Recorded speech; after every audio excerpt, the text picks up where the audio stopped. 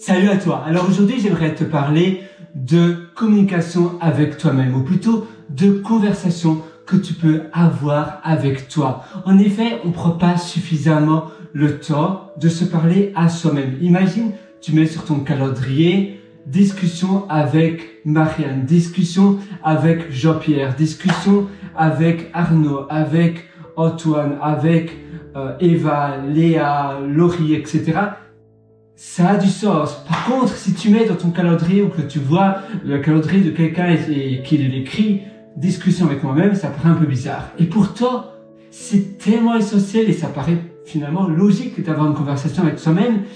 Pour ton personal growth, donc pour ta croissance personnelle, tu dois apprendre à te connaître. Tu peux pas ne pas avoir de temps avec toi, des moments pour voir ce que tu dois réaliser encore pour t'améliorer, des moments où tu peux te remettre en question, des moments où tout simplement tu peux essayer de faire des brainstorming. Et bien ça, ce sont des moments avec soi-même. Et souvent on se dit, mais oui, en effet, je dois allouer du temps pour mon personal growth. Donc pour ma croissance personnelle, je dois faire du brainstorming, je devrais me remettre plus souvent en question, mais on ne le prend pas au sérieux. On ne met même pas un temps à allouer pour faire cela dans son calendrier, ou bien comme habitude, on devrait simplement ancrer cela dans ses habitudes. Tous les samedis, je fais cela. Tous les vendredis, je fais cela. Mais non, on ne le fait pas. Et pourtant, ça paraît vraiment aberrant. Il faut le faire. Alors c'est pour cela que je voulais te faire cette session avec toi. Alloue du temps, une fois par semaine au moins, pour avoir du temps avec toi-même, rien qu'avec toi-même, un peu comme un date avec toi-même, où tu vas consacrer ce temps comme investissement pour toi. Du personal growth, pour voir où tu peux investir, qu'est-ce que tu peux faire pour toi. La même chose, hyper focus.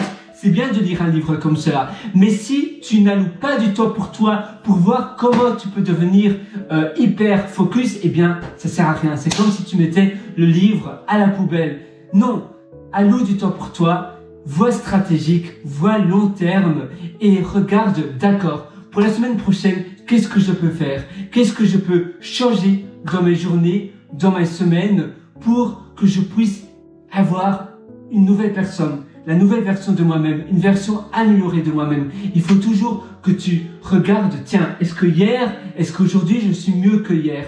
Est-ce que demain je serai mieux qu'aujourd'hui? Et c'est ça finalement. Il faut jamais se comparer avec les autres, parce que alors c'est un peu comme si tu te compares, toi, ton intérieur, la personne que tu sais exactement qui tu es avec l'extérieur d'une personne, parce que finalement, aux personnes que tu connais, à n'importe qui, toi aussi, tu me montres ton extérieur, moi je montre finalement mon extérieur à toi. Donc c'est un peu comme si on compare son intérieur, soi-même, avec l'extérieur de la personne, de quelqu'un d'autre. Non, il faut simplement se comparer avec soi-même de hier, d'avant-hier, mais pour cela, à nouveau, il faut allouer du temps pour soi, pour simplement réfléchir, pour faire du brainstormer, pour brainstormer et pour simplement se concocter, voilà, aujourd'hui, je vais faire ça, A, B, C, etc. Alors voilà, c'était simplement une session, un peu comme une piqûre de vaccin pour que tu puisses à nouveau te dire, mais oui, en effet, c'est tellement logique. Eh bien, merci Pierre-Henri, ce soir, je vais allouer du temps pour moi.